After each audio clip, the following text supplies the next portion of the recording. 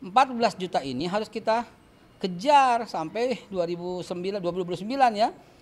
Jadi begini ya, jumlah pelaku usaha di Indonesia, data yang kami kumpulkan dari Kadin dan termasuk dari BKPM itu kurang lebih 66 juta pelaku usaha. Kami bongkar data yang sudah tersertifikasi halal hanya 2,1 juta. Artinya ada 64 juta yang belum. Dari 64 juta ini kami hubungkan dengan angka yang harus kami capai di bulan Oktober, sejak Oktober ini, yaitu kuliner lebih dulu kan, makanan minuman dulu kan. Dari 64 juta itu, makanan itu kurang lebih 14%. Jadi target kita ini yang 14% kita selesaikan dulu sampai 2026. Setelah itu baru kosmetik, obat dan sebagainya itu baru. Nah, 14 juta ini harus kita kejar sampai 2029 ya. Dan bonusnya dari 2026 kita mulai kosmetik gitu ya. Nah, ini percepatan ini yang kami harus lakukan. Caranya dengan 4. Yang pertama kita regulasi. Regulasinya dua-duanya ini. Bagi pelaku usaha, bagi fatwa, bagi yang terlibat, semua kita bedah ulang. Salah satu regulasi yang menghambat itu adalah adanya sertifikat halal seumur hidup, Kiai.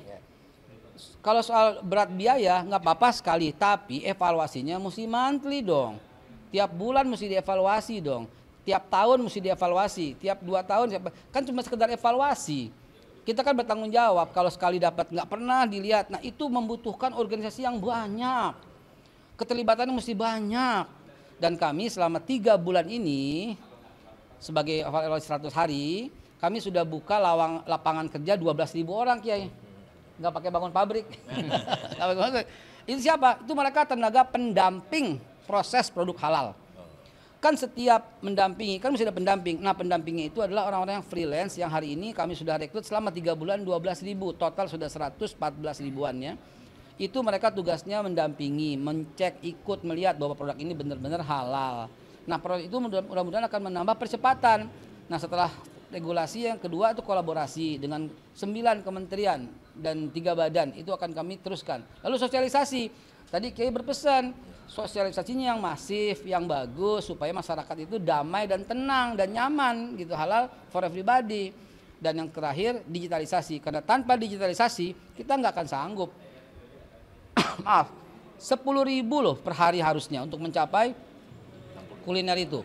Yang 66 itu semua 64 udah 64 lalu kali 20% kuliner kan jadi 14 juta. 14 juta ini mesti kita kejar. Satu tahun dapatnya 3,5 juta, sehari dapatnya 10.000.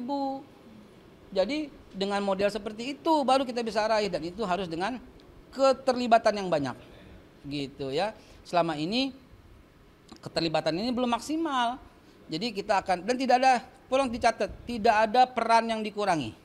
Ada peran pemerintah, ada peran semua, itu nggak ada yang dikurangi. Peran pemerintah harus jadi, malah jadi harus ini kayak saya usulkan, jadi satu payung dan satu atap gitu, satu atap. Di dalamnya itu ada lembaga pemeriksa halal, ada lembaga pendampingnya, ada auditornya, dan itu keterkaitan dengan Kemenperin, perindustriannya, Perdak, perdagangannya, luar negeri, dalam negeri juga terlibat. Ada MUI juga terlibat, Ormas sebagai ormas terlibat. Nah ini saya mau LPO ini mengundang ini juga untuk ikut terlibat secara aktif gitu loh.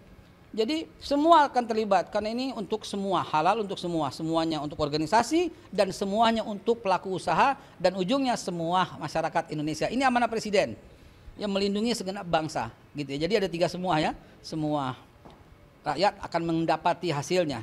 Semua ormas akan terlibat dalam pengurusannya dan semua pelaku akan terlibat dalam prosesnya. Payungnya mudah-mudahan Badan Halal Indonesia atau BPJPH. Nanti Badan Halal. Gitu Kiai? Iya.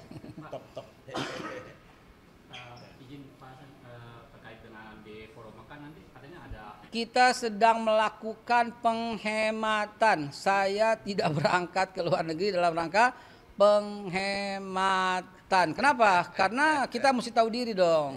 Ini perintah presiden gitu kan, kita penghematan aja ya. Cukup ya? Jen, oke ya. Lanjut ya. Ya. Cukup ya. Artinya bukan Bapak dicek. Kerja Lembaga Persuatan Ormas Islam dan menghadirkan siapa namanya Dr. Haikal Hasan sebagai kepala lembaga BPJPH. Kenapa?